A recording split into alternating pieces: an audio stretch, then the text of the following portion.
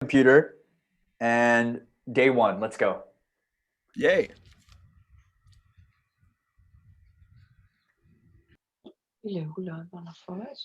We're here. We made it. We made it. What is going on, everyone? How is everyone? Jeez, Good. look at all these Hey, people we're filing live. in. Yes. We are live. Good. We are alive. And we are live. Hi. Hello. Hi from Germany. Hey, guys. Germany. Okay. Hi, everyone. Hello. I'm also from Morning, Germany. Singapore. Hi, George. I am from Singapore too. I'm not from Germany. Go Singapore. So sad. I visited Germany once. I loved it. Nice. It's great. This is great. Hello. How are you? Hello. In the UK. Ah, Hi, I'm so Carol. excited for this. Hi, everyone. Hey. Hi. Hello from Las Vegas. 안녕하세요, 보안 씨. 안녕하세요. 안녕하세요. There we go. What's up, Joey? Hey, Bo. How are you? Good. Yeah, I love the wood ceilings at the top. That's beautiful. Oh, yes. I'm at my mom's house. She lives in New Mexico. Yeah. Yeah, it's beautiful out here. Now, Right. did I hear you say Yeah. you were in Atlanta? I am in Atlanta at the moment. Yes. Oh, okay. I live in Augusta. Oh, is that right? Okay, I'm in Buford right now. Buford. Old Town Buford. Yes. Yeah. How is everyone? There's so many Very people. good. We're at 163, 164. And counting. So many familiar faces, so many new faces. Like some people, I'm like, oh my God, you guys are real. Only Michael Ashcroft. Oh my God, you're real. You're a real person. Exactly. I am recording, by the way. So I'll upload this for everyone that couldn't make it. Can we record on our end? Of course, I think. Okay. I'm Can you? sending it into Otter to get a transcript. Oh yeah. Actually, Very cool. I think we should have it here, right? No, we don't have Otter, but yeah. Oops, in the graph. Thanks. Oh my God. Okay. Yeah, my DMs were blowing up with people like, how do I get in? Get me in. Get me in. Hello. Hello. Who is that? Hello. David, How are you? Hello, how are you? Are you from Germany? Nope. Germany is me. I That was love me. Germany, but I'm from New York. Hey, New York. I'm from New York. You got a problem with that? I'm the And only Denise one and here David from are not Brazil. related. Brazil. What part of Brazil? Oh. Hi, Denise. Well, Hi. I am Brazilian, but I'm in Portugal now. But I am Brazilian. A Brazilian in awesome. Portugal. I want to know that Yeah. story. I want to know how that happened. Awesome. I came here to have a new job. I got a new job here in Portugal. So I left Brazil and came here to know more about Europe and my origins. My Yeah. grandparents were Portuguese. And I couldn't know much because of COVID-19 pandemic, but it's fine for now. See, but You know, that's encouraging. Like, my people come from Ohio, so I should really get back there one of these days and learn more about that. I've driven through. There isn't much, bro. Hey, we're at 184 right now. Okay. And I mean, Matt Brockwell's saying woohoo because he knows that we're breaking some records here. I know that we got more signups for RBC4 than we have for RBC3, and 184 and climbing. I mean, this is great. Do you know how many you're expecting? I don't know. Yeah, I mean, like usually we hover around like 130, 160. Like this is looking great. I want to break 200 if we can. Can you just like tell your family members to just join the meeting so at least we can break 200? I want to just I just want to take a screenshot of us breaking 200. You know, we're at 188. Come on. Do you have another Zoom account? Maybe I can make a separate Zoom account to log on. Okay, we're about to start here. I'm just gonna give it a little bit more time. Let me just check in with people that are shooting me messages on Twitter right now. how did everyone hear about this? Just from YouTube. RBC3. Your email. Your email. Was anyone coerced by a loved one or family member? There we go. Leah Stock, I see you. Michael Barr is amazing, by the way. Isn't he just? He's the best. Yeah. I felt like if I wanted to keep working with him, I needed to get up to speed. Not actually, Mike, if you're here, I just love you and I wanted to learn. You know what's interesting though is that, once you do get up to speed, you'll both be speaking the same language, like speaking the same dialect. And so it's like when you want to collaborate, it's so much easier because it's like, oh, okay, block reference. Okay, nesting. Oh, okay, current time. And then relevant notes, permanent notes, all that. Yep. And so I look at it like, what we've been exploring, I guess I'm just going to jump into the introduction.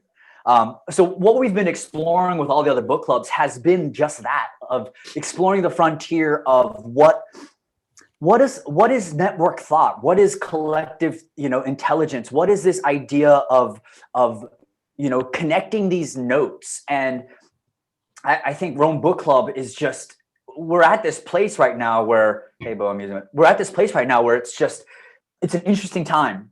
And, the reason I was at 195, by the way, ladies and gentlemen. Wow. Here we go.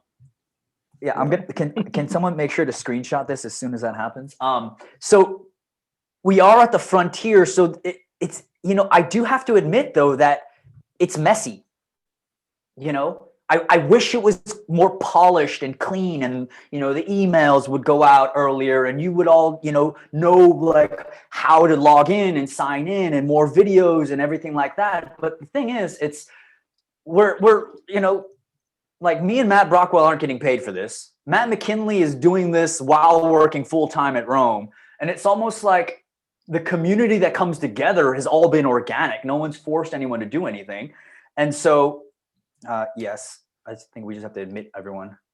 Okay, I'm just going to admit everyone in the waiting room. Oh, that's probably why. Matt Brockwell, can you just keep an eye on the waiting room for me? Yep, you bet. I didn't realize that. 199. 200. Screenshot that. Sorry, I'm screenshotting that. I'll mute myself now. Sorry, I had to just yell that out. Did I get that right? Okay, boom. Hold on, let me get that screenshot one more time. That is beautiful. Sorry, that was a good moment. That was like Facebook's 1 million. You know what I mean? Okay, I'm just gonna let people file in here. Sorry. Okay, are you in? Cool. Thank you. Boom. Okay, I'm just gonna turn off Twitter now. I don't want to look at that anymore. I want to focus on you all here. Okay. Well, before I do that. Okay. So. Gesundheit. Thank you. Bless you. On that subject, can I make a request? Yes. In the interactive parts, can I urge everybody to keep their mics unmuted rather than muted, which is the convention? Yes, George. Unmuted gives us the opportunity to hear a hi, yeah, verbal gestures, and dogs barking and babies crying, all of which gives it all ambiance. And it's nothing worse than saying something and getting no reaction. Let's give Bo some real reactions. Aha, yeah, cheers, hallelujah. Let's make this a real Baptist revival. We had roosters yesterday. Awesome. Yeah, boy. Roosters is great. Roosters is great. Amen. I mean, I can obviously, walk again. turn it off if you're on your iPhone and you're going to the bathroom. You can spare us that. Thank you, George. Don't forget Thank to you, turn off George. the camera too. You're welcome. Thank you, guys. I've got a whisper in my ear of encouragement right now. This is great. It's a little ASMR. Okay, so let's just dive in. Right. This is how I look at it. Okay. Under the guise of a book club, right? What we're actually doing is we're transforming. That's really what it is. We're becoming better people because we're actually doing this thing called writing and thinking and critically writing and critically thinking, and we're doing it in a safe environment where there's this sense of mutual vulnerability. And I look at it like, I want to foster this because I see something that Rome is doing that's particularly special. And I think what it is, it's just this idea of, you know, if we can just write in a frictionless writing tool, then what happens is the magic happens on its own. There's nothing that I need to do. There's nothing that I need to teach you. You know, I think there's a lot of misconceptions that, you know, people that start cohorts and people that start these, you know, workshops that, you know, that they're trying to teach you something. And for me, I've never approached it like that. And I've always looked at it like, you know, what I'm doing really is just reminding you of what you already know and supporting you and encouraging you throughout this process. And, you know, this process is going to be something that's not going to be easy. I mean, if there's graduates from RBC3, they can verify that. But the difficulty isn't in what I'm asking you to do. The difficulty is looking at ourselves, you know, because a lot of times it's easy just to sort of, you know, seek out these shallow answers or shallow solutions to figure out the problems that we're going through. And what I've been emphasizing has been, instead of always looking outwards, to look inwards. And I know it's a little metaphysical, but, you know, it's what I've seen is that as people start doing that, as people start writing in Rome, and as they start connecting these notes, as they start thinking about how to take smart notes, what happens is this sort of blossoming self-confidence, this blossoming like resurgence of who they are really comes to the surface. And I feel like that's why everyone is so, you know, raving fans of all this. And but it really comes down to just that, though. I'm going to present you with all of the tools to get you to that point. But it's just like, I can't tell you what the top of a mountain looks like. There's no way I could ever explain the beauty of climbing a mountain or seeing a sunset, you know, as it's dipping down and you see the green flash. There's no way I can ever articulate how beautiful that is unless you see it yourself. And that's really the point of all of this. And, you know, Sonke's book, I'll give you a little background as well. So the reason that I actually stumbled upon Rome, the reason that I stumbled upon, you know, how to take smart notes is because, you know, I was living in Beverly Hills. I've studied acting for the last 8 years. And, you know, right before the pandemic happened, I got offered this web series, and I read the script, and it was like, I was reading it and I was like, what the hell is this? This is the most like stereotypical base like thing I've ever read. And it was in that moment where I realized that, you know, no one is going to write the stories that I want to star in. No one's going to write the stories that I want to see told. And so this started me down this journey of note taking and how can I start writing these screenplays. And that's when, you know, I remember I was watching a video on I think Thomas Frank did a video on YouTube, and he talked about this note taking tool called Rome. And I looked it up and I did a little bit of research on it, and I was like, I'm ready to do it. I'm ready to sign up. And they had this big thing that said waiting list. And I was like, what the hell is this? You know what I mean? Like, no, I was sending them DMs like, hey, I'll pay you money right now. Let me just get in. Let me get in. Because I was excited about this technology that they were talking about, you know, like bidirectional linking, you know, built on closure, like block references, like what transclusion, what is all that? And so while I was waiting, you know, I was doing my research about note taking and everything like that. And that's when, you know, Sonke's book entered my life, How to Take Smart Notes. And this has been a very interesting journey because all of these doors have just started opening up, you know? So I reached out to Sonke, I got coaching sessions with him, and I realized that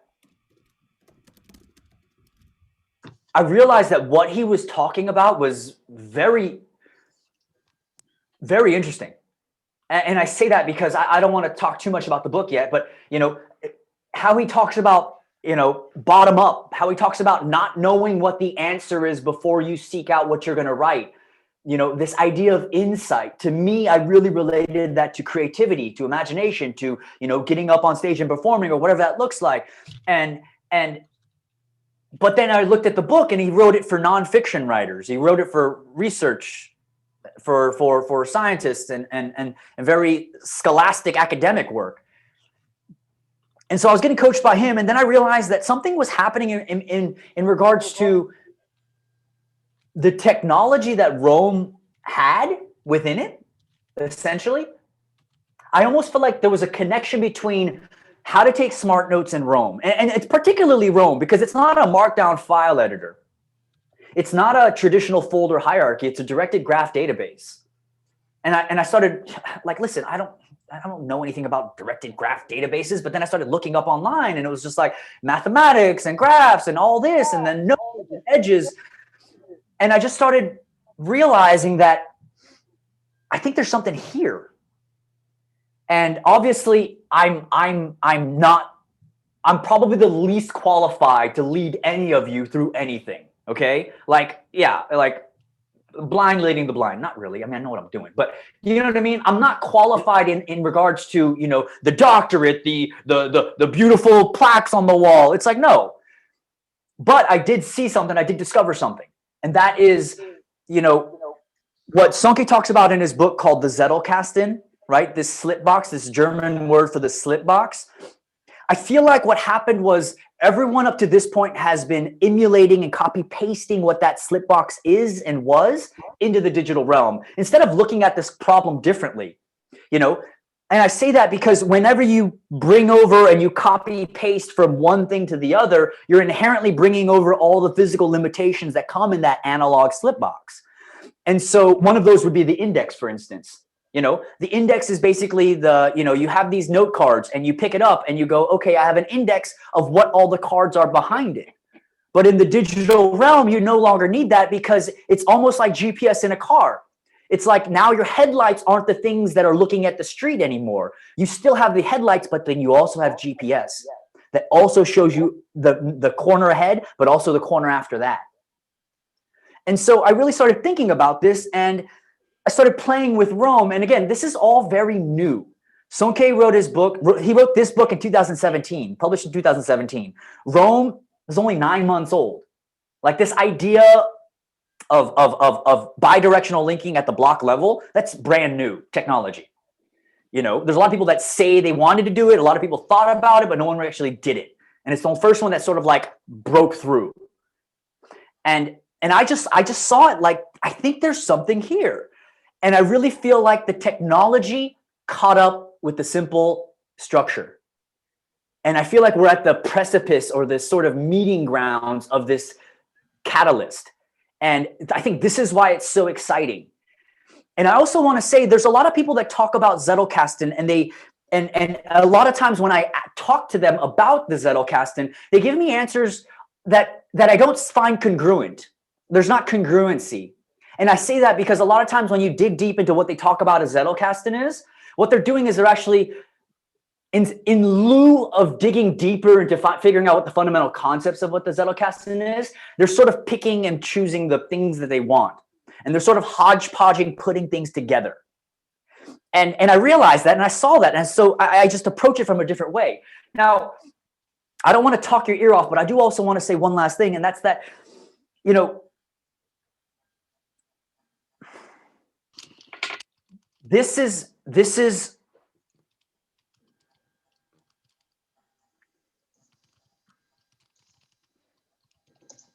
about 6 months ago, I started doing coaching sessions for Rome Book Club 2, right? One-on-one coaching sessions. And basically the entire 42 days is based on that. Hi, Andy. Andy was phenomenal, instrumental in all of this, by the way. At Elaptics, Andy Henson. He would literally, like, basically, I would do these one-on-one coaching sessions, right? I'd scheduled it for 2 hours, and I actually had like an hour buffer. They would usually go to 2 hours and 55 minutes. So in between eating cold chicken nuggets and talking to Andy Henson, it was like I started seeing something. And so at the end of RBC2, I just realized that, and again, everything that we're doing here is a distillation of all those coaching sessions. It's the patterns. So I realized that when I asked people about their note-taking system or you know, how they think about writing notes or, how they remember the books that they've read. I mean, it was painful. It was painful to listen to them talk about how it's not regret. It's not that it's regret, because no one ever regrets reading a book. It's more this idea of like untapped potential. It's that idea of, I'm getting chills right now, but I get that idea of like, fuck, I could have done more. And to me, it's like, listen, I mean, I was driving here to work today, driving to the office, and it was like a 4-lane highway, right? Two cars this way, 2 cars this way. And I was driving and I saw this kid like walking, like down the sidewalk. And then he sort of like peered over from the sidewalk, and there was like this big, like round, like it was like this big. Can you see that? Probably like this big. And I'm driving and I see it and I'm like, what is that? And then I go, oh my God, it's a turtle. It's a turtle on its back in the middle of the street. And this kid is just looking there, right? And he's looking there in my rear view mirror as I'm driving past, right? I go, pick it up, pick it up, pick it up, pick it up. And that's what I feel like all of this is. Because I feel like I'm just walking here, dude. I'm just walking, doing my thing. And then I see like, there's a turtle in the middle of the road. Do I go, well, fuck it. Fuck it. I got my Zettelkasten. I'm just going to keep walking.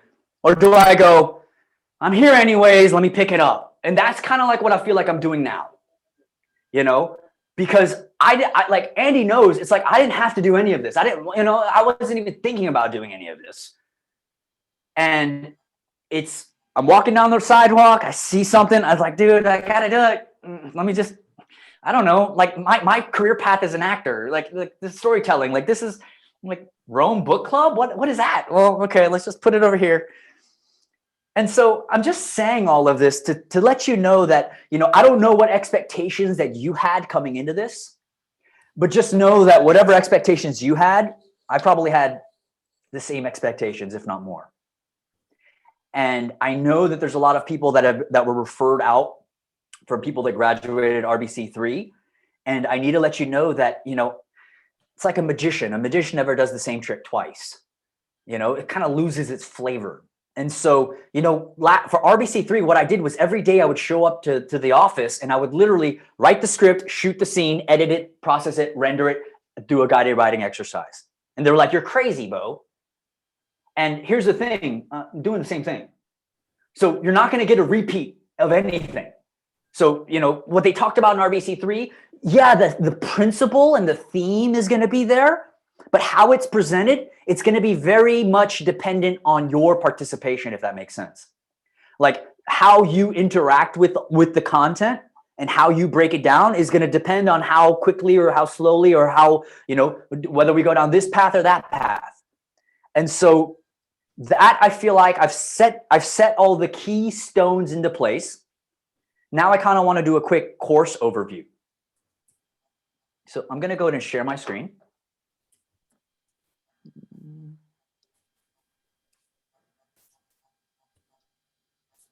What do you think about this, by the way? This is beautiful, isn't it? I gotta say, like, I spent, like, don't copy the CSS code yet, though, because it's horrible and janky, right?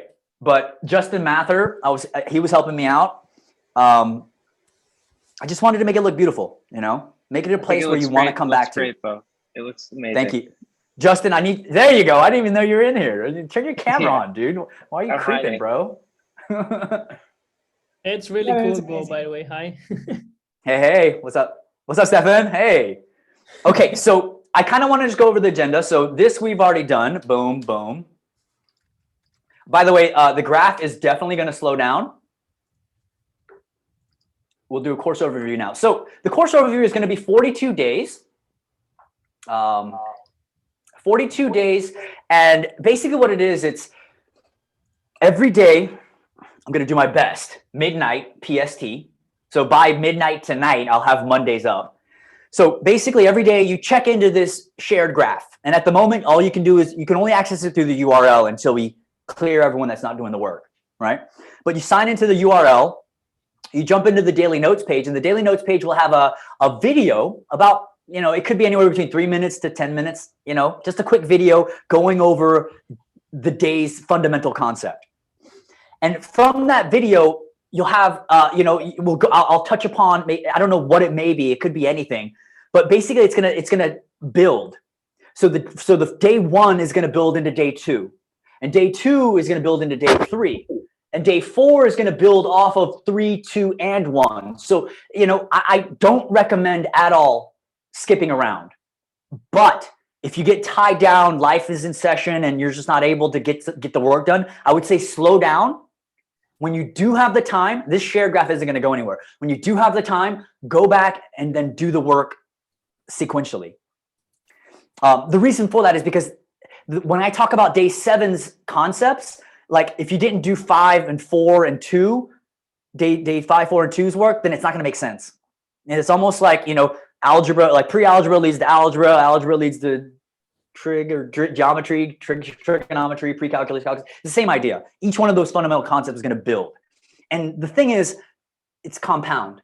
It's compound interest. So it's not like it exponentially grows. And so every day we'll have a video, and then after the video, I'm also going to have a guided writing exercise.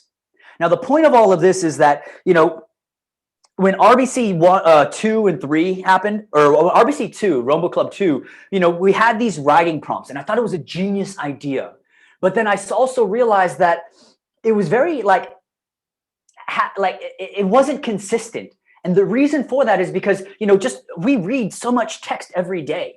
And it's just, I looked at it like, what would engage someone? Okay, when you throw on your headphones, when you're on the subway and you throw on your headphones, you're at the grocery store, you throw on your headphones, that means don't talk to me, essentially. And so I feel like, if you throw on your headphones and it's a guided writing exercise, what it does is sort of focuses you into the work at hand. And I've just seen it be very effective at getting people to sort of engage with the work, because it's really the writing. The writing is what really is the transformation that happens. It's the writing, and it's a consistent daily writing in Rome. And so again, you have the video, you have the guided writing exercise, and then, that's sort of the gist of it. It will be posted on the daily notes page. So every day you'll have like a little banner. I'll do a banner. Why not? I'll do a banner for every day. Why not? And then you'll have, it won't say agenda here, but you'll have like video and then guided writing exercise. Now, I have had requests to have it where it's just the talking portion. So I will have that as well. And then I've had requests as well as just the text. I'll do all 3. I recommend either doing the voice with the instrumental in the background. Usually it's like cool music that I'll choose, whether it's like cellos or dubstep, or not dubstep, like, what do you call it? Lo-fi. Like, that's pretty cool, right? People like that. Or like Hans Zimmer, I don't know. But so basically you have 3 different types. You have the instrumental with the voice, you have just the voice with no instrumental, and then you have just the text. I'll provide all 3 in each day. But again, I do recommend the sort of either the guided writing exercise with the music or just the guided writing exercise without the music. And so that's the sort of general gist of the course overview. And then every live session, what we're going to do is we're going to sort of kickstart what the next week is going to look like, or we're going to review and recap what last week was like. Again, everything sort of builds up with each other, okay? Let me just go over the schedule real quick. This is the tentative schedule at the moment. So April 18th, that's today. Fleeting notes will go over April 25th. Literature notes and reference notes, May 2nd. And I think, when's Mother's Day? I think Mother's Day is May 9th, if I'm not mistaken. I look at it like we'll cross that bridge when we get there. But if Mother's Day is going to be difficult, maybe we can do it. Matt, when is your braiding sweetgrass meeting? 12:30? Yeah, we can't do it Saturday. 1 p.m. 1 p.m. Saturday. 1 p.m. Yeah, we can't do that. I guess we'll just, if you can show up for May 9th, that would be great. I don't really want to move it, but I am just letting you know that this is Mother's Day. Relevant notes is May 16th, my favorite, and index. And then output and workflow is May 23rd. And then a debriefing, which is optional on May 30th. This is like graduation day. If you make it that far, sometimes Connor shows up with the cowboy hat. I'm just saying. Okay, so that's the sort of tentative schedule. And then I also wanted to talk about the Rome Reading Room here as well. So Rome Reading Room is basically, we don't that's incentive design. Yeah, exactly. Yeah, it's the carrot and the stick. So how I look at it is, some people don't like reading. And I realized that we did an entire, for Rome Book Club 2, we did an entire book club on Sonke's book. And there were still people that didn't read the book. And I go, there's got to be another solution. And I go, well, what I really like is reading aloud. Who doesn't like a good reading aloud? Okay, I thought that was funny. But so what we've been doing is every week we meet up and we read the book one paragraph at a time, round robin. And what happens is not only does everyone get to read the book in a group, we also get to have discussions that just sort of pop up naturally.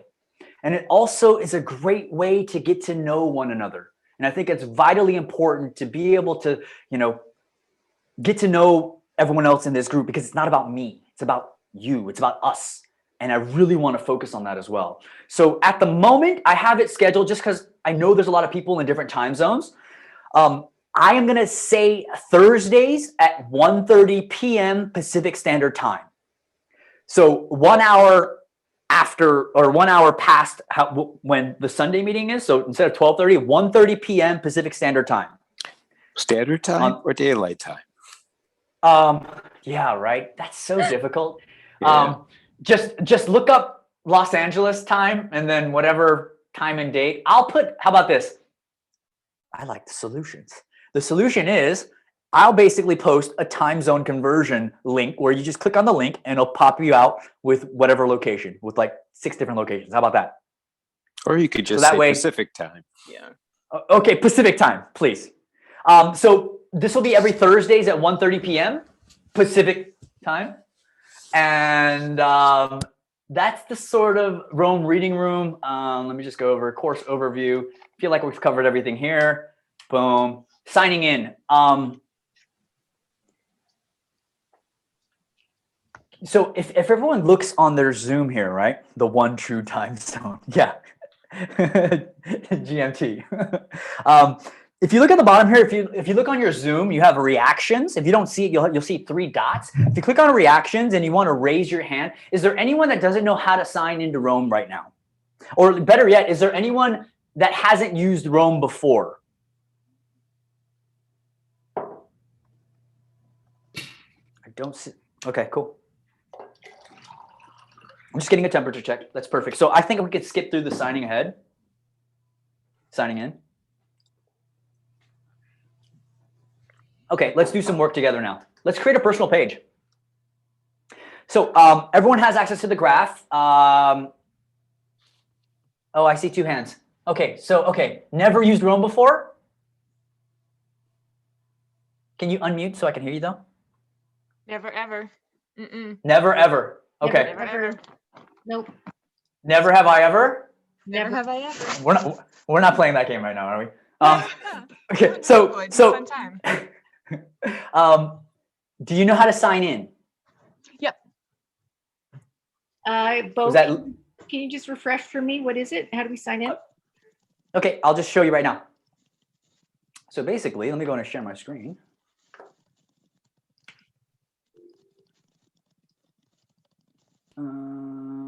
Let's do Safari, actually. We'll do Safari just because. Okay, so I'm going to go in here.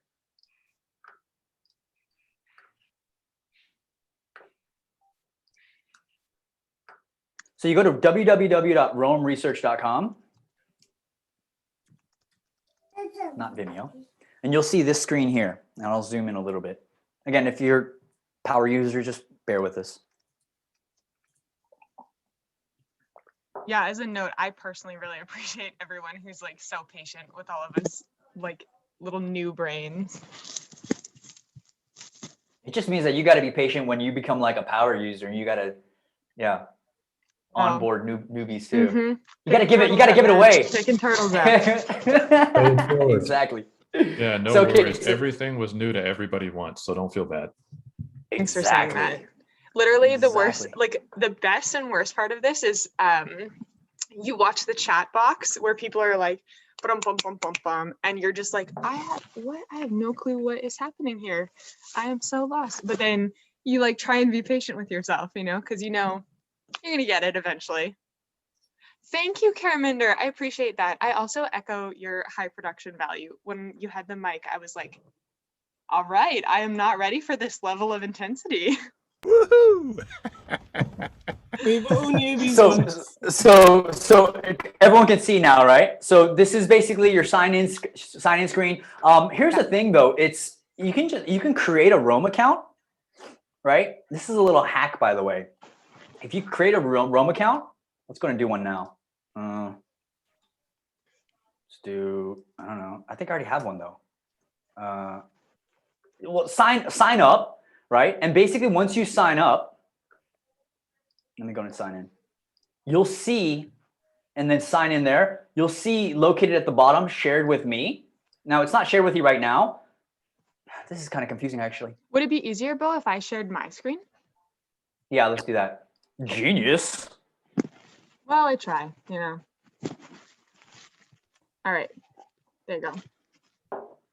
I'm just gonna click over here. So that's where it would be, but it's not. Yeah, what's your hold on. What's your email address? Stock.leah, stock.leah at outlook.com. At outlook.com. Looks like she hasn't created her own graph. Nope, sure haven't. Look at that. Look at that. So that's where it's going to Boom. populate, by the way, ladies and gentlemen. So it's going to be at the bottom. It says shared with me. And if you click on RBC4, how to take smart notes, it'll open up the graph. This is a great example, by the way. Well, you know, Bo, when I click on the, it's Maria. When I click on this sign up, it gives me the option to get the pro or the believer version. Mm-hmm. So it's asking me to pay for it. Is that, are we? No, just if you just sign up and do a trial, I think. How does that work? Yeah, you can do How do a you, free trial. I think there's a 14-day trial. yeah, there's a trial, and then you can just do the trial, let the trial run out, and you'll still always have access to the shared graph. Okay.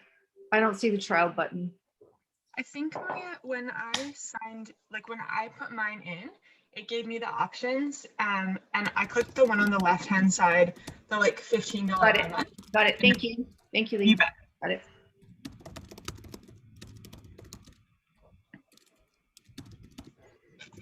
Okay.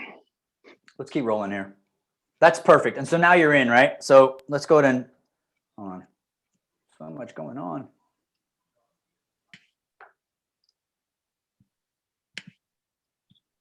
Bo, is it helpful at all if I give you remote control so that you can click around in here?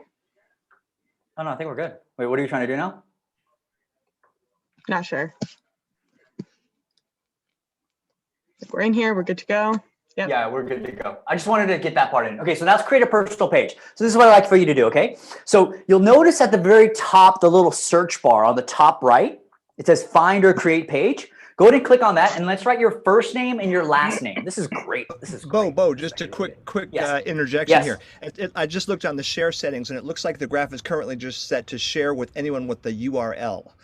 So I think Yes, the majority of it's people true. today might need to click on the link to get into the graph. Could we just post it in the chat, and then people could do that? It looks like Eric Martinez already put the link there.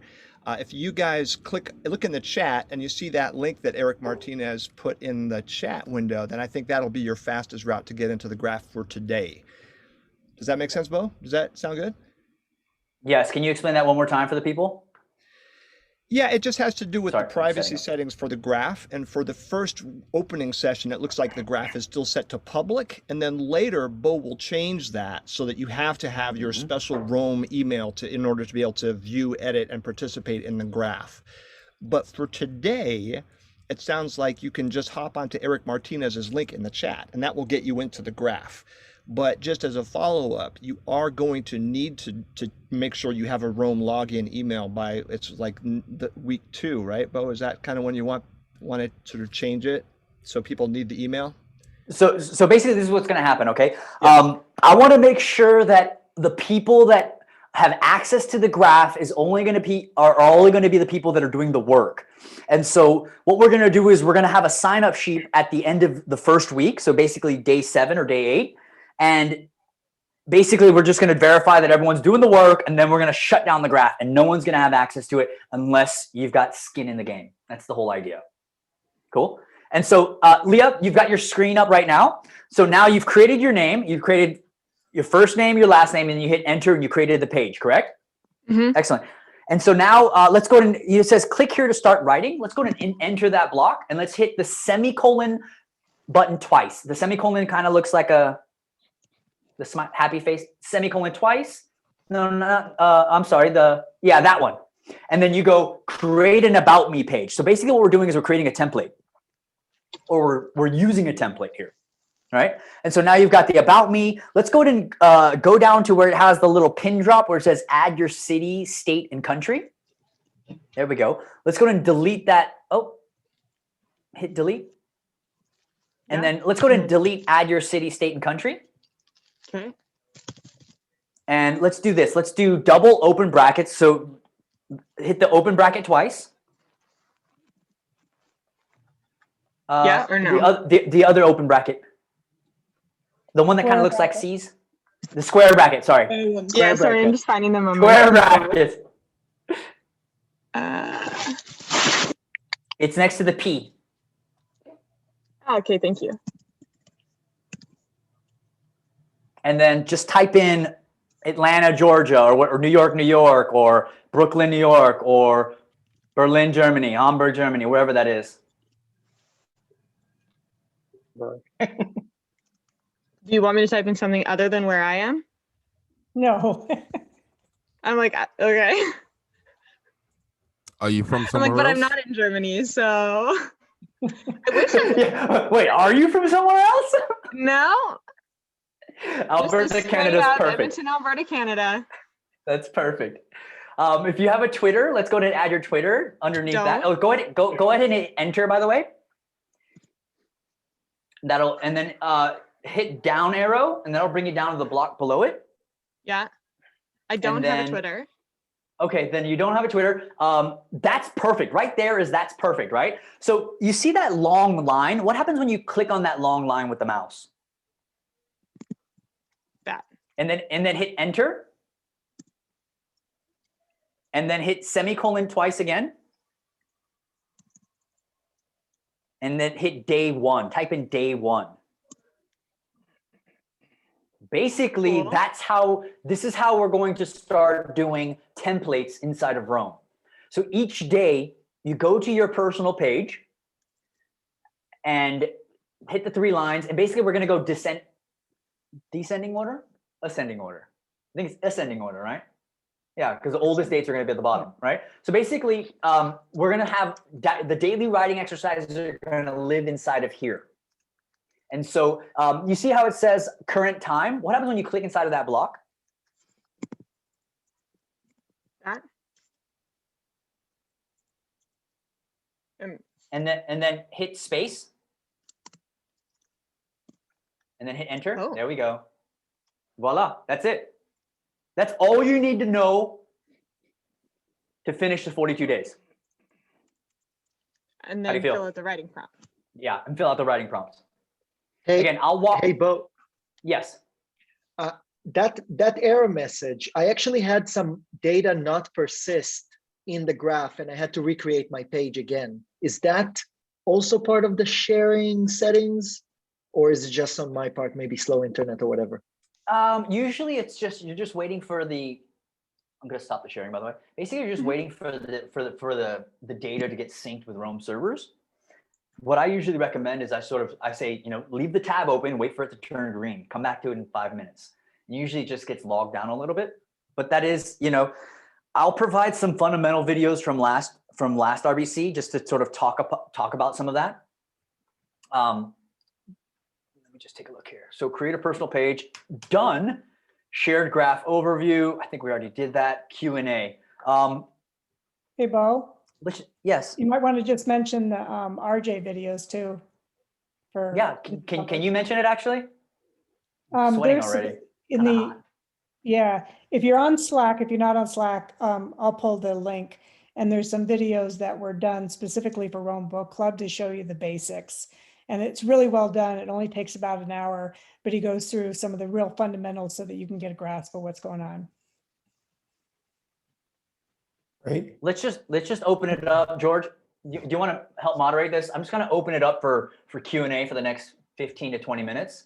Just, I know there's a lot of people have questions, things on their mind, or just you can chat about anything really. Sure. Glad to help. We did the Bo and George show a few weeks ago on Spaces, and got to talk about moderating techniques. I've got like 18,000 hours moderating audio only. Zoom's a little new to me. Hopefully techniques will work. But when you've got a question, don't raise your hand. Just jump in and talk. Let's see what. I know you don't think this is going to work with 200 people. That it'll be complete crazy chaos. But It'll work. People's social graces are up to it. And if you hear yourself talking at once, you know what to do. It's exactly what you do in your living room. But when you talk, throw a shoe. When you talk, it's really helpful. Even though we have video, we've got 5 screens. So when you talk, just say, "This is Chris in Atlanta," or "This is Joe in New York," or "This is Murray in whatever." You know, just real quick like that. Takes less than a half a second to say that phrase, and it'll work just fine. We'll know who's talking. Bo can then address them by name, which is what we naturally want to do. Thanks, Bo. I didn't expect to do this. I'm winging it here. Yeah. George, you're so awesome.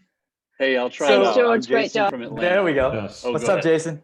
Hey, No, go ahead. quick question. I think I jumped in a little bit late, but can we expect the graph to be shared with us? I mean, I just messaged you or got the email. I haven't got the email yet, but earlier today, is this going to be under our shared with me graphs as soon as it's added by one of you, or what? Let's do this. Here's an idea, right? I feel like, listen, if you're going to show up for day one, at least, you know.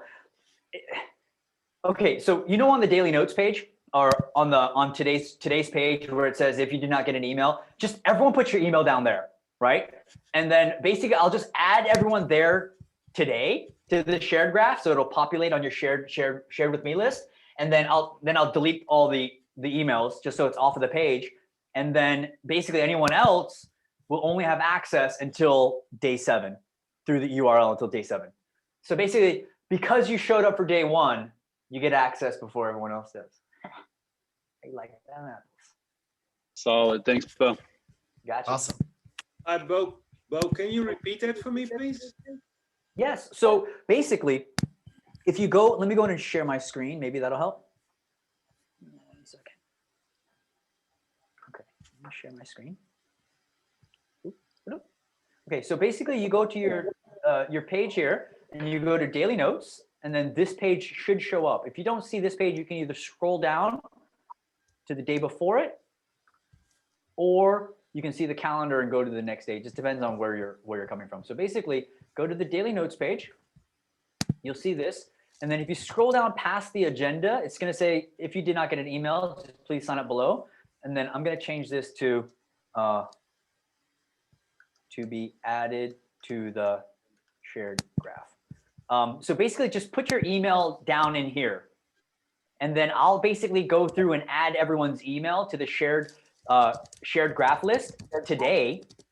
And then anyone that shows up afterwards will have to only access it through the URL for the first week. Okay, thanks. That's really cool. So what is it you wanted, Bo, right now? You want people to throw out topics or questions or what? Well, here's what I kind of want to do. That's actually a good point. I have a question for the group here. It's, I don't take it lightly that time is the most valuable thing that we have while we're here. And I look at it like, you made a decision, like everyone, like lots of people make decisions, but not everyone shows up. And even now, I mean, I look at the people that are still here, like, you're still here. And my question is this, just broadly speaking, like if you can get more personal if you want, I just want to broadly know, like, what is it about your current note-taking situation? What is it about your current, way of collecting ideas and remembering what you read, what you watch and what you learn? Like, what is it about that sort of spurred you on towards, jumping in and discovering what that may be? Because I'm sure you've, yeah, go ahead. Yeah, I think we had a brief interaction on Twitter about it too, but I think with any like GTD or any system that you have, once your brain trusts that system, you realize there's a click that happens. And if you have like an inbox or a brain dump, like even if it's a notebook, if your brain trusts it, it'll keep telling you to put things down on there, and it becomes this system that's folded into your everyday life, and you're like, how did I exist without it? And when I first found Rome in May, it was amazing and I was putting stuff in it.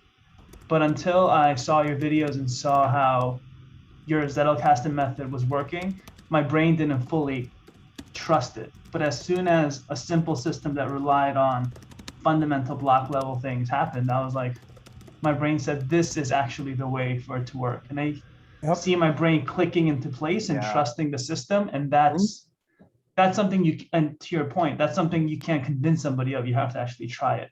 But that would be worth, this is George on Minnow's point, be really worth you spending a little bit of time talking about hierarchical versus dumping things in. It's sort of what I call fire ready aim. Instead of aim ready. Yeah. So ready aim fire.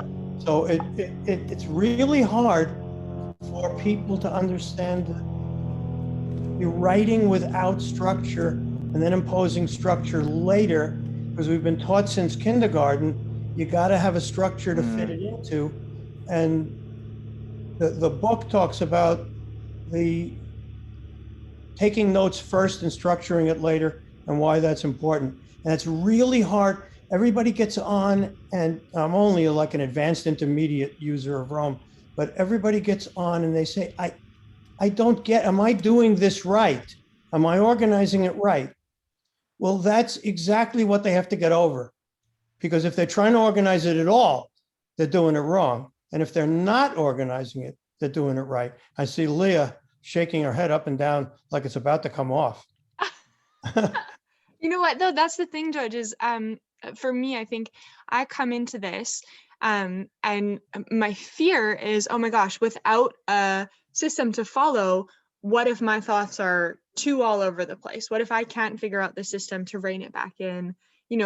There's kind of a degree of fear that comes with that, of like, oh, but what if my brain is the brain that is just too wild and that Rome doesn't work for, where that I've got exactly the same fear. I want Bo to, I've got the following problem. I've been using what I call thought processors for 35 years. I used Max Think originally, and Scrivener and the Brain and Devon Think and all that stuff. And I have the following problem. I'm getting I'm writing 2 books at the same time, my Mind Skills book and my moderating facilitating book. And what I want Bo to teach me to do, I'm offering this as a model for sharing with other people. What I want him to teach me to do is I get like 15 to 25 on an average day, on a good day, maybe 50 new ideas.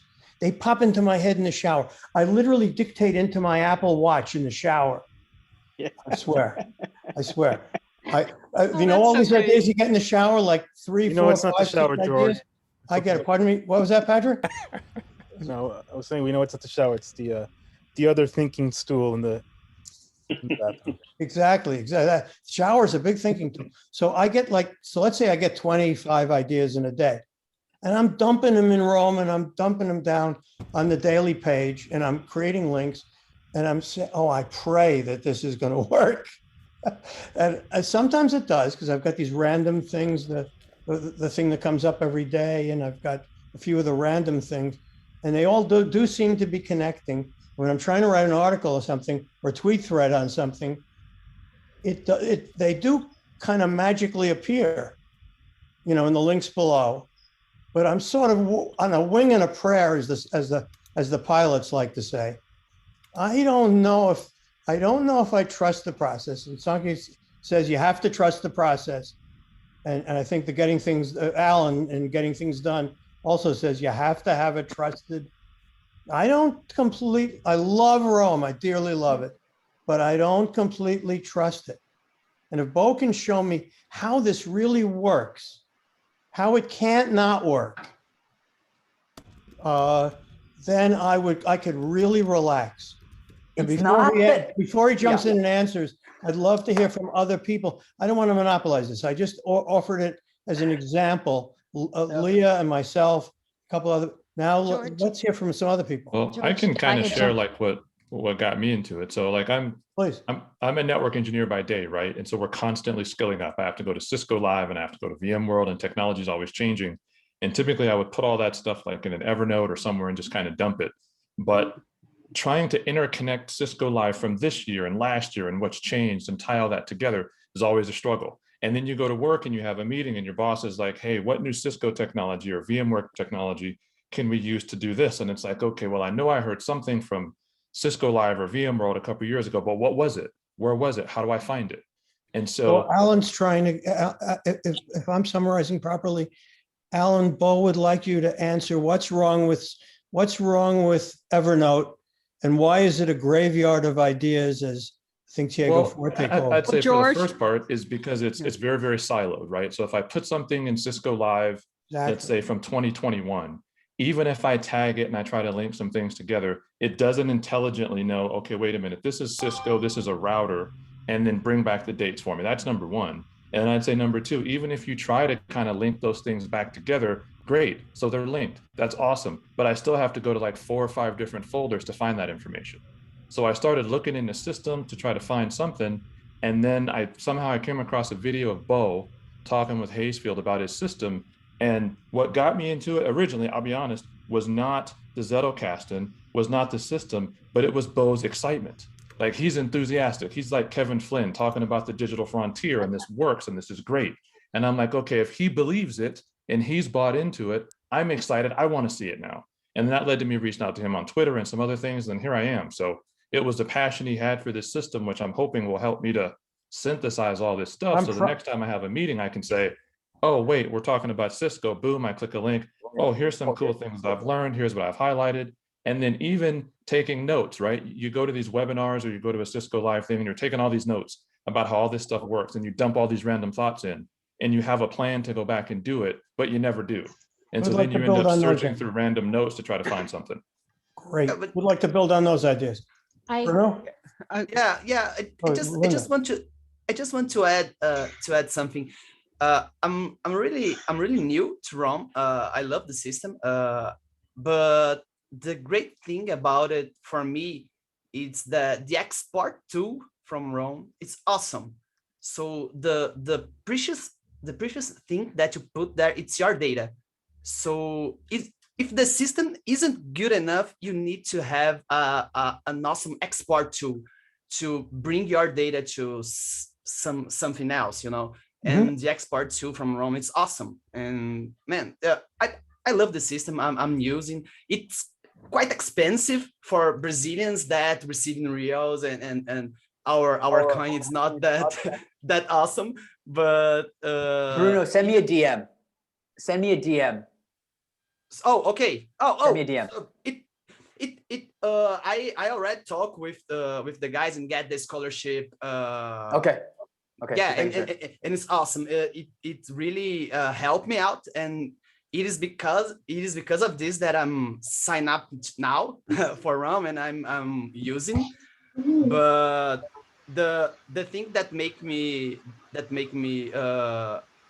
how to say that make me easy about it, it's that I can export my data if I want and go whatever I want. It's awesome. Bo, are you going to talk about data import and export, or no, doing I want to hear from Linda. We're doing it mostly in ROM. No, I don't mean now. I mean on your list. Everything is on there. Everything you're saying is going to be on there. I hope you're taking notes, because I'm not. I don't need to. You're answering all the questions already. Go ahead, Linda. Yeah, hi, everyone. So to answer your question, what I like about what brought me to Rome is that it just felt so otherworldly. It challenged me in a way, and I liked the disruptiveness about it. And the only thing I can kind of compare it to, and it was one of the best experiences of my life, one of the best for sure, is I took a course in the 80s with a gentleman named Fernando Flores, and it was called ontological design. Well, you might know Bruno because Umberto Maturana, but anyway, so, but it literally, it was a course about how to think. So it's well, I won't say creative, but just it's really about how to think, and it re-examined all the structures, institutions, the way we do everything. And I just loved that it just shook things up. And so this is the same feeling that I feel that Rome has that possibility of. And so I'm really excited. The only thing that I like as a super beginning, like I have my graph, and I started doing daily notes, but I don't have any sort of clear idea of what things to link. You know, like where do you do links? You know, where's that intuitive feel around what you link? But anyway, I'm going to take the generous offer to go through that primer course. But I wanted to address your question, what brought me to Rome. And if I could, can I add as well to Linda's? This is Stephanie in Minneapolis. You did that perfectly. That's what I want people to do. Go ahead, Stephanie. Sorry about that. Bingo. I just started using Rome. I think it was in January, February of this year, and it has completely changed my life. I have ADHD. I am just completely addicted to learning new things. So I have things everywhere. And in Rome, like at first, I always have to have a system like, okay, but wait, where are the folders? Wait a minute. How am I going to structure all of this? And then I think I saw it was either Bo or someone on Twitter. They're like, just do it. So I'm like, fine, I'm going to do it. So it's the greatest place. And I know I'm not using it right yet. And I don't know how to do all the fancy things yet, but just being able to have a collection spot where then I can tag things and go back in and look at it and seeing the whole graph and how things are interconnected. And I just did 34 podcast interviews. And what I'm using those for is, and then I'm coding them within Rome Research. And then, taking a look at the stories that are coming out and doing kind of a narrative style podcast. I could not do that without Rome. Otherwise, I would have had papers everywhere and Post-it notes everywhere. So it's amazing. You're I could obviously not live doing without it it. right. I don't know if I am. Well, there's no right. There's just better. Right. I got to jump in, guys. I really need to, because I'm hearing some themes, and I just want to offer one little thing. And in some ways, this is a sneak preview, but I think it's an important one, because I hear George, and I hear Leah, and I hear you, Stephanie, and a lot of people are talking about kind of having a system, and a lot of people are talking about structure. And one of the things I just want to offer to you, because Sonke is going to talk about it in his book, is that there may be a difference between having a system and having a structure. Yes. And you can try to impose structure on something, and you can strangle the life out of it with too much structure, and that's a problem.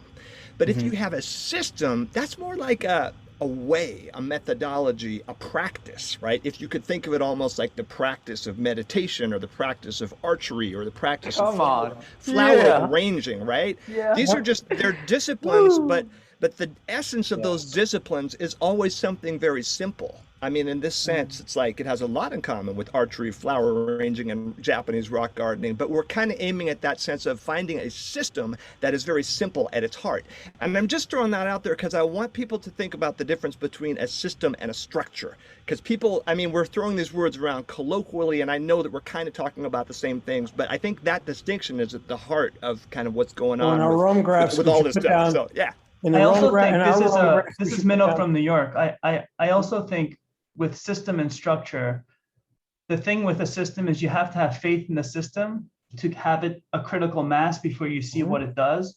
Whereas a structure, you don't really need to really believe if it works or not. It's sort of doing all the work for you. But even with the permanent notes, you need a certain amount of them to realize the value of what it is. And to get there, you have to put in the time and effort. And I think it's hard to do that without really understanding what the result would be. But if you give the time and you give it faith, then I think it pays dividends after that. It starts to kind of make sense, right? Because you think about it, it's like, so I don't know about you guys, but I think of Michelangelo because of when I grew up, my brain thinks of pizza because Michelangelo was the Ninja Turtle who loved the pizzas the most, right? So you start putting things in Rome, and that's what I'm hoping. You start having these things that maybe don't look connected, but they are connected to you, and then you can pull that information out. This is Nikki from Cornwall in the UK. I always think I have a spaghetti brain and everything is connected. So I like to pull one strand of spaghetti and like everything moves. And I'm really hoping that this system, either the Rome will help me be able to capture everything because it can work in that spaghetti way. But what I'm really hoping is the Zettelkasten, the structure that you're talking about, will help me be more disciplined with my thoughts so that actually my future self can go and find them again. Because I save them or think I save them wherever it is that's helpful today, but they never come back in the right place. Like tomorrow, I'm thinking from a different perspective or from a different time reference. And so I'm actually hoping that the structure that you guys are talking about with the spaghetti option of just dumping everything in your daily notes will help me come out again.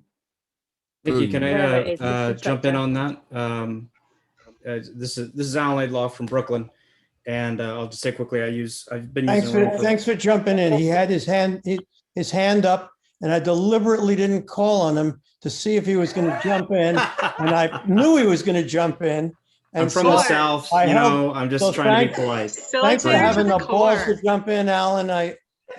Have you put your hand up, you're going to just sit there with your hand up I'm fine with that too.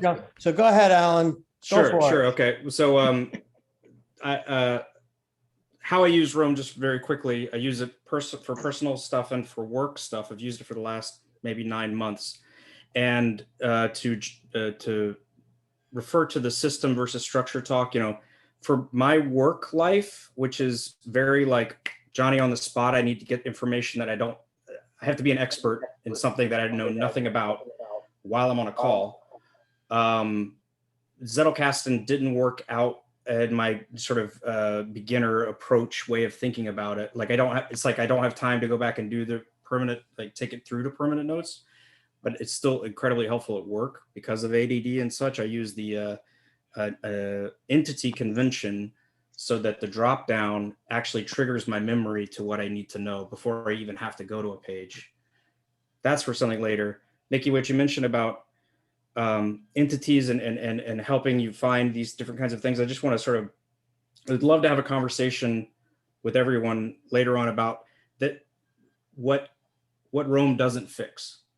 And in a lot of ways, I find that names are like manifestations of meaning, and you call maybe something inaccurate. I'll give you an example in my world, toll free. So sometimes something is referred to as toll free or toll dash free or TF or TFN or whatever. Those are all different surfaces. And unless you go through and decide I'm going to call this all the same thing every time, which is fine if it's your own graph, but if you're pulling in sources from everywhere else, it becomes a mess. That's where you run into some limits.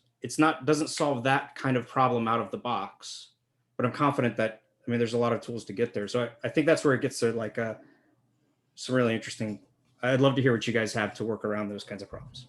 And that's the discipline that you need, that the system or the structure or whatever it is that we're learning at the same time as putting this in, so that I'm referring to the same entity using the same terminology all the time. And that's where I think I need to discipline my thoughts, which will help me communicate them with others for that, exactly what you said. Yeah. And also tips, suggestions, techniques, specific things. And it's really useful to see, where does it break down? Where is it not working? Because somebody else may be able to invent a technique or whatever to handle it. One pattern of where it breaks down is when your environment, say a work environment, is so fast paced that you're just on the fly and writing things down, versus the kind of what I'm looking forward to this class is like, hey, we're taking notes, we're thinking about this. That's not the only situation, but certainly if you're using it as an on the fly tool, it's. Hey, this is Michael from Boston. I just want to follow up on Alan's comment. You can, after a while, lose things in Rome, just like you lose things in Evernote. If you don't remember the tag or the page reference or whatever, you can spend a lot of time searching to find this stuff. So one of the reasons I'm here is because I'm hoping that Bo's interpretation of the Zettelkasten system brought into today's world will have things sort of float to the surface, that the system itself will actually compensate for not being able to remember every version of every tag that I've given to something. Yep. Hey, Jason from Atlanta again. Is that, somebody else go ahead. I'll come back. Well, let me just touch upon some of the Monterey, California. Yeah, go ahead. I'm just wondering, is anybody having problems like I am with versioning? Because versioning seems to be pretty beta software so far, and it seems to work. And when it works great. And when it doesn't work, I lose a version. Yeah, let me just jump in, George. Sure. So is this what you wanted? No, this is fantastic. We're gonna keep going until 2:00, but another 20 minutes or so. But I just kind of want to touch upon some of the things that have been said already. And if I could sum it up, it's trust the process. And I say that as unironic as I can. That's really what it is. There is a process. It's a step, and it's the next step is going to lead to the next step. And there's a difference between theoretical and actualization. Like, I don't want to theorize. I don't want to be theoretically correct. I want to actualize it, and I want to see that with all of you as well. And I can't sugarcoat it either, though, because it's gonna get difficult. Okay, I'm gonna ask a lot from you. Okay, some of this writing is gonna go to places that, guess what, you might not want to go. And guess what? The beauty of it is that you're not alone. And I feel like maybe all the other times, like, it's easy to judge ourselves and go, you know what, it hasn't worked for me then, it's not going to work for me now, it's not going to work for me later. But I also have to say, if we approach this with fresh eyes and understand that today is different, this is day one of something different. Okay, like, you've never had someone like me talking to you. You haven't. Like, we're all snowflakes, yay. But, like, you know what I mean? Like, seriously, like I will get through. I will utilize and maximize my passion and enthusiasm to get through to you, to see you climb up to the top and back down. So it's easy to judge ourselves and go, it didn't work, but I'm just saying, let's just let that go and understand that obstacles are going to be right here. And I don't mean obstacles physically, mentally. It's like, it's you. You're going to be right there.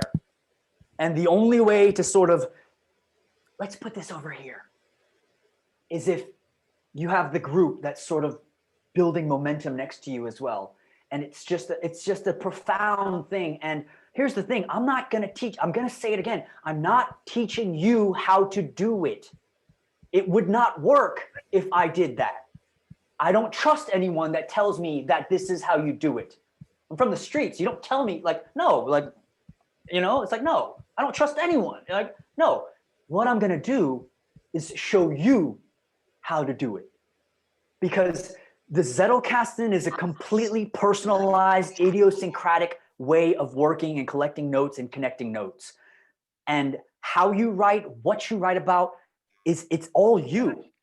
And how you capture. Some people don't read books, they just watch lectures. Some people only read books if they're first edition paperbacks, right? It's like everyone has their own proclivities. And the only way to sort of gather everyone is if I go, you show me. And each day is going to build upon that. And so, yeah, I just want to continue this conversation. Let me just give you a quick update of what's going to happen now, right? We're going to keep going until another 16 minutes here, right? Open discussion, let George moderate. And then from there, the rest of another 30 minutes is going to be spent on day one's guided writing exercise, okay? And that's where we're going to jump in. We're actually going to fill out the questions here. So, George? Okay, now, so what is it specifically you want, Bo? I just want to open up the conversation of, like, where have you seen yourself get in the way before? Get in the way of Conference style. yourself. Get in the way of Yeah. yourself. Okay, now Conference that style. is a perfect. That's the kind of. That's a Omar's about to say something. formulated question. So, Yeah. repeat the question again. What have you got? Repeat it. How have you seen in your life, from your experiences, your history, your background, how have you seen yourself get in the way? All right. Is it cool to I got jump you, in? I got you. Absolutely. So, I got Omar. I got Jay. Yeah. Omar from London. If you Yep. couldn't tell from my accent. Sure can. So have I got in a, like, have I blocked myself? Well, I think my problem was when I was younger. Well, I have a good memory, right? So I wouldn't write things down, and I would just assume it's gonna be in my brain somewhere, and it's gonna magically pop up in the time that I need it. And that lasted, a while until I got to, like, I don't know, end of uni. I got into the real world, and it was like, here's a million things for you to learn, Omar. And yeah, you're gonna have to write them down at some point too. And I'm like, oh shit, how am I gonna do this? And so because of that, I never had any like learning skills, right? I didn't, do that. So what happened was people would show me Notion, they'd show me, I don't know, Evernote, I'm like, and Bayernote, I don't know. And I'm like, what is this? I don't like to constrain myself because I've never been constrained, right? So people are like, oh, go to Rome. And I said, what is this? What is this Rome thing you guys keep telling me about? And it's like, oh, it's a bidirectional graph, it's the first, commercial application of a graph database. I was like, well done. Someone turned that into something we pay for. So yeah, I used it, and I was like, I like the fact that I can just write random shit. That's what I like. No one's forcing me to do anything. And then who did I find? Andy, I can't say his last name, but the dude, I think the Evergreen Notes guy. He was the one that, he's like, I have a morning writing process. I wake up and I have my coffee, and I write for an hour and a half. That's how I imagine him talking. And I'm like, God damn, I'm lacking. I just thought I was gonna type in random stuff. I love you, man. You're amazing. I love Andy, by the way. I think Andy's amazing. Yeah. Yeah, no, incredible. And I was like, I want to communicate the way he does. I want to write the way he does. And I see he has this system, and I wasn't sure if I was getting it right. I saw Evergreen Notes, I saw these Zettel stuff, and I was like, it's the first time I was like, okay, I have this information, but how can I really turn it into insights? And that's the reason why I'm here. I think potentially just looking at how other people have used the current shared graph has given me some ideas.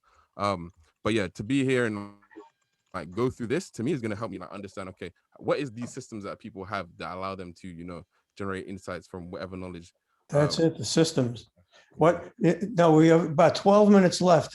Can we enter like a lightning round where we take 30 seconds to a minute, jump in, give your answer, jump out again? We'll get we'll go for quantity rather than, I don't know, not quality, but we'll go for quantity rather than explication. I'll jump in real quick. A lot of people are nodding. Go ahead, real quick. Go. I think one of the ways that I've gotten in the way of myself sometimes is when it comes to like friends and relationships. If I say you're my friend, you call me at 2:00 in the morning and you need me to pick you up, I'm going to be there to pick you up. But then sometimes the other person doesn't have the same view of friendship that I do. So I expect the exact same thing from them, and I don't get it. And at the end of the day, it's really me being in the way of myself sometimes. Reciprocity. Yep.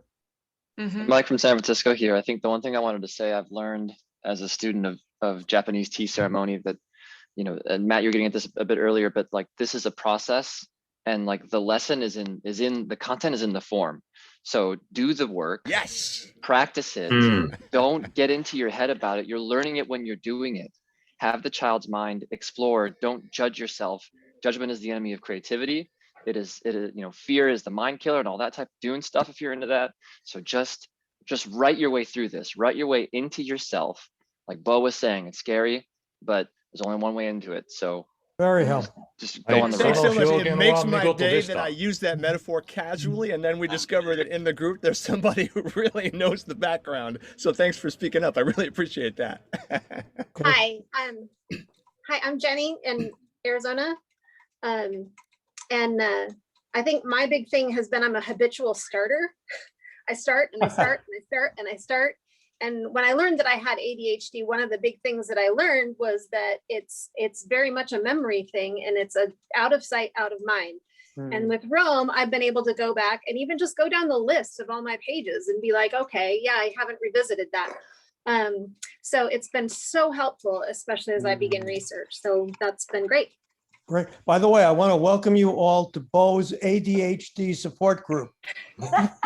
Keep coming back. Is there anybody on Glad here to who, be here. anybody on here who denies that they have ADHD? I do. I'm a perfectionist, Bo. Okay. And I've been following you over the last few weeks. Hershey We've got a real problem with Hershey. We've got a real problem with your audio. Is there anything you can do about that? Also, we're getting a little bit of feedback from Colby. My apologies.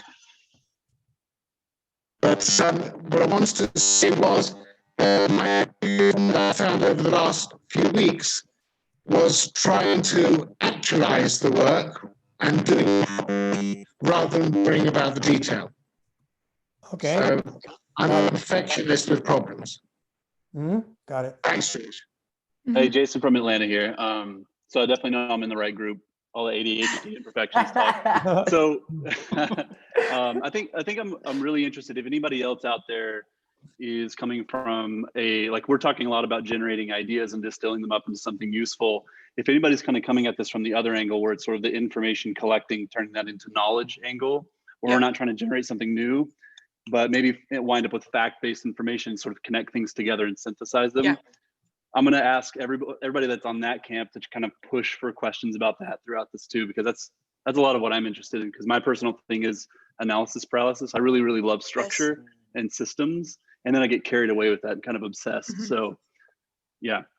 So that's the old turning what is it, data into information, information into knowledge, and then knowledge into wisdom.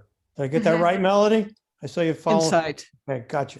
That was well done. Adding on to that, I think just Jason running off of that is like, then for me, it's future tripping, like trying to think through the way that it needs to roll out the entire system all the way to the end from the beginning, and thinking, okay, I've got to get the rest of the alphabet, but I don't have A yet. So I want to figure out how Z needs to look and feel and function for the future trip. Then I spend a lot of time just like almost information obese, like pulling a ton of information in, but not being able to distill or have function from a lot of it. That really trips me up. To digest what we're taking in. It's all about consumption. It's like we have enough consumption. It's like, no, I want to be able to digest it. And this is what Zettelkasten does. It slows it down. It let me say that again.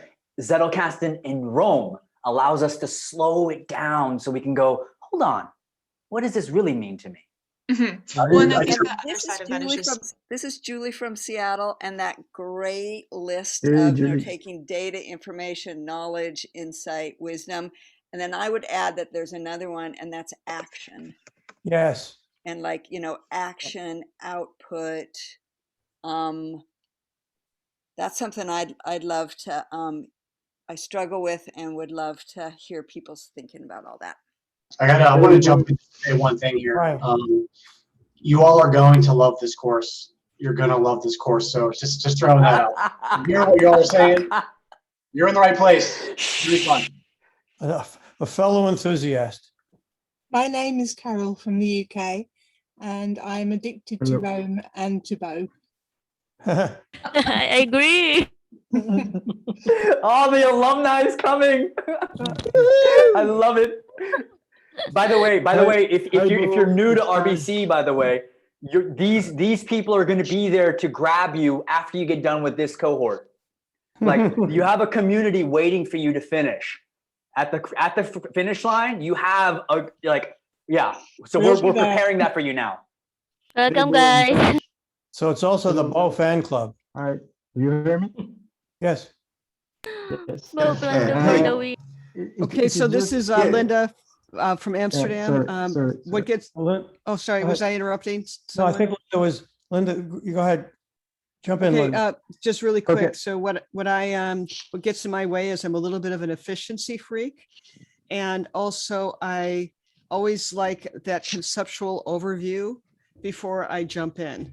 And so for me to like just go where I don't know is gonna invite a level of surrender that I'm not used to. And Right. you know, professionally, I've been a project management consultant, or you know, programs and big things where that was what I had to do. So it's going to be fun to change that up. Dynamite. Somebody else is trying to break in? Yes, yes. Yeah, I'm Tash I from want to Paris. get in. Whoops. Yeah. Okay, Whoops. Go ahead, go ahead. No, sorry. I'm gonna sit back and let you guys sort it out. Go ahead. Okay. Yeah, Okay. okay. Okay. Who are you speaking? So, yeah, I am a victim of collector's fallacy. I just have lots and lots and lots of articles in my pocket QE, and in my watch later YouTube list, I have lots of videos, and because I am interested in many different subjects, I just collect, and sometimes I ingest some things. I can write some things in Rome, but I need to solve this. I just grab much more things that I can read or I can watch and then write. So I hope to solve this problem here. Marcelo, I hope you don't be, I hope you're not insulted, but I call people like you're describing the facts collectors. Beware the facts collectors. He's coming to get you. I think Sure, I'm addicted to theory. I think Taj and iPad have their hands up, I presume, because they were trying to get in and couldn't get in. So Taj, go ahead. Okay. Hello, everyone. Sorry for my bad English because I'm French. Bonjour. Bonjour. Bonjour. Comment vous allez? Vous allez bien? Bonjour. Bonjour. Très bien. Look, I have a thought because I don't know why everybody think on how and how to make it, how to write it, how to make notes. I'm searching for Zettelkasten. I'm searching for example, Evernote. I'm searching for ROM. I'm searching for how. But I think the real question is why. Why? Ooh. It's not the how. The question is why. Why I need to write, why I need to learn, why I need to listen. Why? I think this is why I look. I don't know. This is why at first saw Bo. I was searching on how I make Zettelkasten. I was searching on Rome, and when I see Bo, it's like boom in my thoughts. It's like bing bong, because he don't speak about Rome. He don't speak about Zettelkasten. He speak about how to make your thoughts clean, how to make a relation. It's my big problem of me, my big problem, it's to make relation, because every day I have idea. It's like a big bang in my head. But how to make a relation? Wow, it's just beautiful. It's just how I don't know. Okay, and Daniel was trying to get in, I think. Yes, thanks. I just wanted to raise the issue of the language problem, or maybe not. I'm French speaking, Polish origin, and trying to do my best in English. And this Zettelkasten method, I'm really expecting to find kind of way of making aliases between the words, you know, because French, English and Polish, I'm currently writing a treatment for my grandfather's story life, and there will be a mix of Polish, French and English, and I have to come up, my output will be English. So how to combine, you know, these three languages, words and concepts, because words are linked to concepts in one single tool. That's my present issue.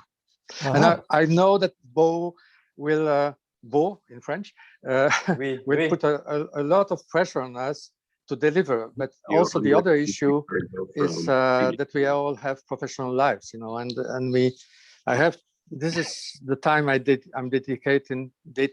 dedicating to my grandfather or my story life. But that's also an issue, the time issue. 42 days is short in a way. And I don't take that lightly. So let's go. I kind of want to wrap up the discussion part. George, you're amazing, by the way. I love all of that. Thank you. I By the kind of way, want Bo's to. the only guy I've ever found who's more enthusiastic than I am. So I've claimed him as my bastard son, and he is accepted. Yeah. George. So I have You're it. awesome at what you do, though. Does that give him access to the inheritance? I got to look at Who was that? Was the that Mike? legal There we go. implications. Bam. So I love the engagement already from the start, and you know,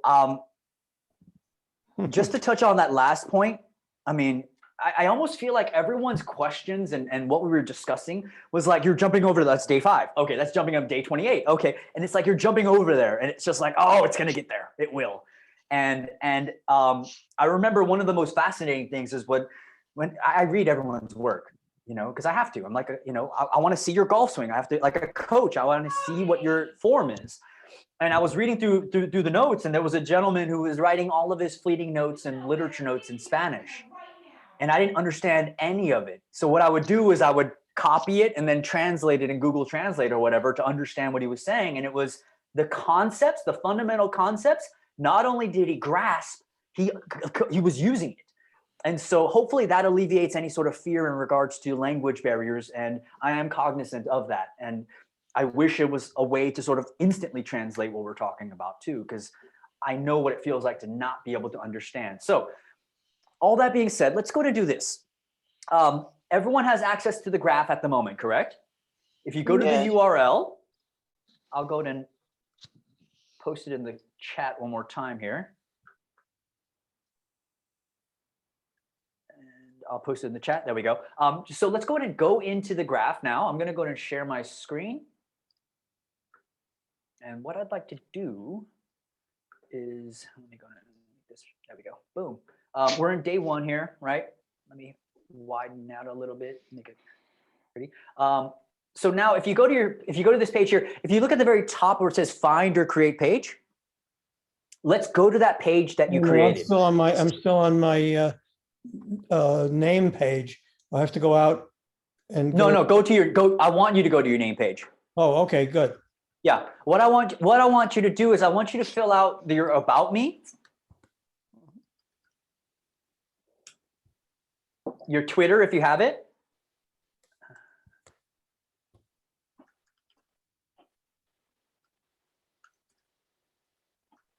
You can fill that out later. And a short bio. And then let's go ahead and I'm going to go ahead and delete this so I can I'll walk you all through it one more time. So when you're in your page, you have this little line. If you click on that line, what it basically does is it opens it up so you can edit it. If you hit enter one time, now you're in the block. You're in this block underneath it. If I hit the semicolon twice, let's go ahead and zoom in there.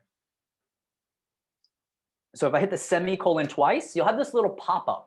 And this pop-up is to fire off any one of the templates. And this is how you're going to fire off day 1's template. And you click on day 1, you'll see that it'll add all this text here.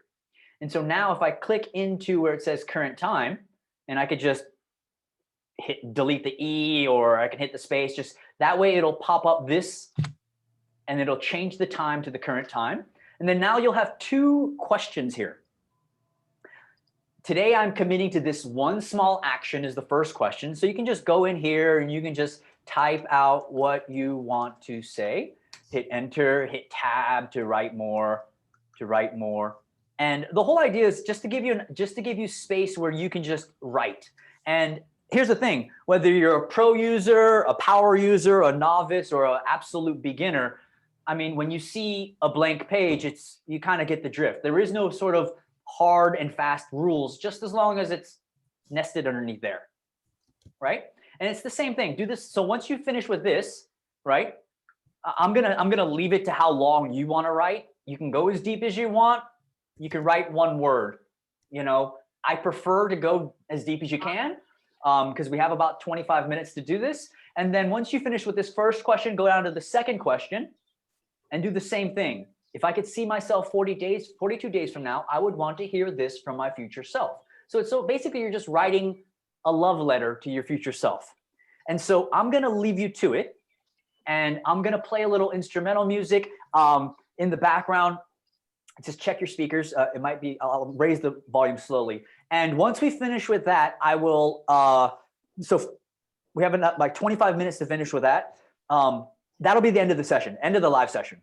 I'll upload this to the shared graph. And then by midnight tonight, Pacific Standard Time. Did I say that right? Pacific Standard Time. Yeah, Pacific Standard Time. Yeah. So basically I'll have tomorrow's video, guided writing exercise and template ready to go for tomorrow. I'll also add some other videos going over some of these fundamentals if you get lost, okay? Oh, I can't, I don't know how you got there. I'm lost here. Okay. So when you go into this page here, when you click on the URL, you see something like this, correct? Yes. And then you see the little search bar over here, find or create page. Yes. And then who's talking right now, by the way? Is this Deb Deb? Hart.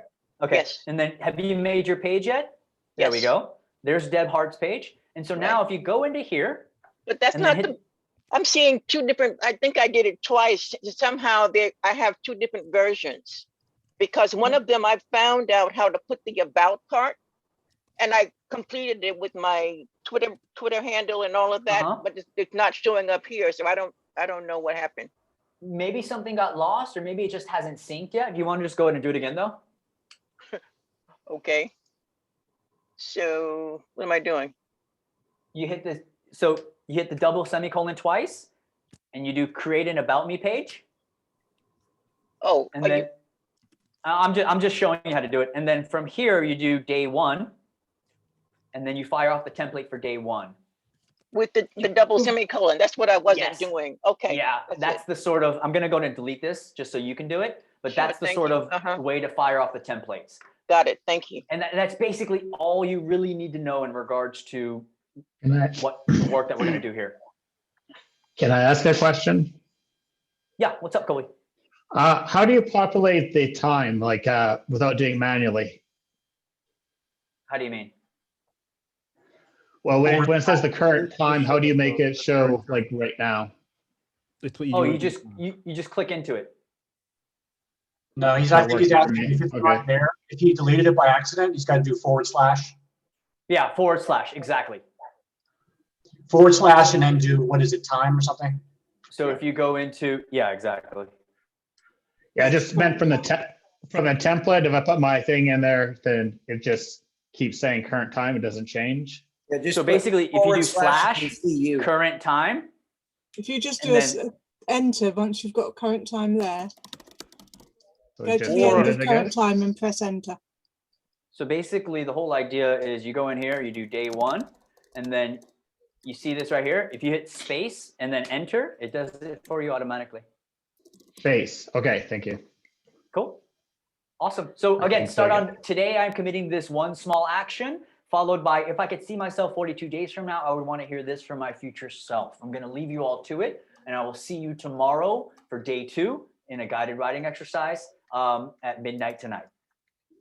Thank you. And yeah, I'm gonna start some music, okay? Hey, we got to give you jazz hands, man. Jazz hands. There you go. There we go. I'm going to mute everyone now, okay? Hey.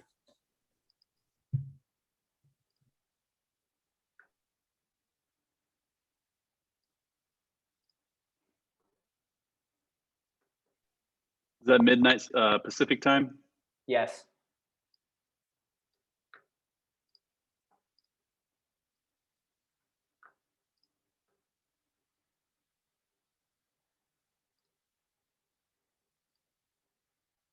I'm going to play some music now, okay? Just check your speakers.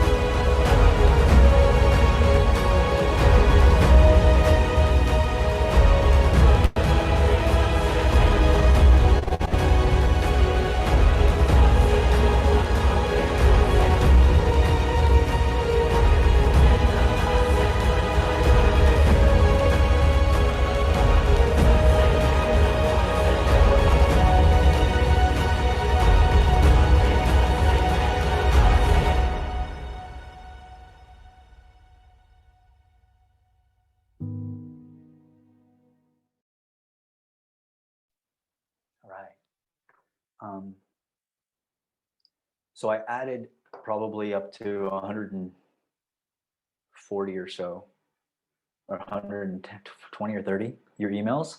I'll figure out everyone else. I'll add you to the shared graph, and we'll just keep going. I'm gonna go ahead and post some videos from last RBC, just going over like the basic fundamentals. Like visually, it might not be exactly the same, but at least it gives you a better idea of, okay, this is how I create a page, or this is how I fire off a template. So I'll go ahead and link that in for today. I'm gonna go ahead and clear out and clean up some of the graph here. And if you see a little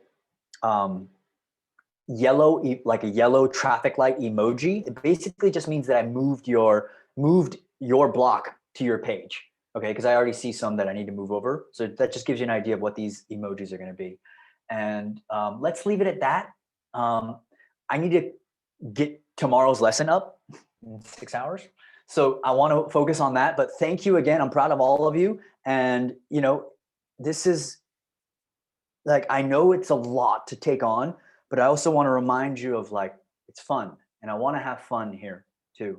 And I want, hopefully that comes off. So thank you again. Thank you to the people that from RBC3. I love you guys, all of you. I see you here. You guys are amazing. I felt so supported and loved. So let's circle back. Our daily video will be up tomorrow, guided writing exercise. I'll go ahead and throw more videos up into today's graph as well. And then slowly I'm going to add you into the shared graph. If you don't see it populating in your list by 24 hours from now, then reach out to me, DM me on Twitter, and I'll make sure I get you added. But it looks like I'm getting everyone in there right now. Awesome. Thank you so much, everyone. I'm going to upload this recording. Bravo. Bravo. Thank you, Bo. Dynamite. My pleasure. It's my pleasure. Let's do it. Thanks, everyone. Thank you, Bo. All right. Hey, Bye for now. Thank you, Bo. 41 left to do. Awesome. Let's go. Yeah. Thank you, Bo. Thank you, Thank Bo. you. Hi, Thank man. you. Thank you. You guys. Bye. Thank you, Bye to everyone. everyone. And Bye. take care. See everybody later. Bye I'm gonna bye. close. I'm gonna close it. See you Thank you, soon. guys. Thank you. Bye. Bye. Bye-bye. See Oh, you. you close it. Have a nice week. Okay, I'm really gonna close it now. I'm really gonna close it now. I'm really gonna close it now. Bye. Bye. Yeah. Bye.